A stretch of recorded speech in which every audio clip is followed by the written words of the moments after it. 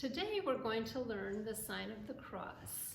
The sign of the cross is a very important prayer for Catholics. It's how we begin and end every prayer.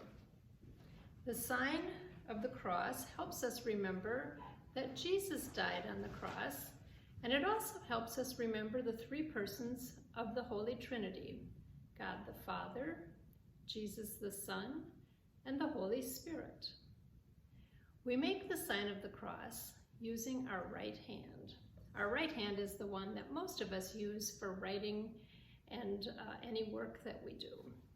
We always begin first by touching our forehead, and then we come down to our chest, our heart, then we go across to one shoulder, and then we go over to the other shoulder.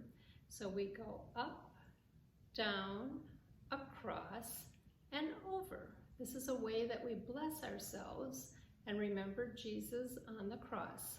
Let's say the prayer together. In the name of the Father, and of the Son, and of the Holy Spirit. Amen. And that is a sign of the cross.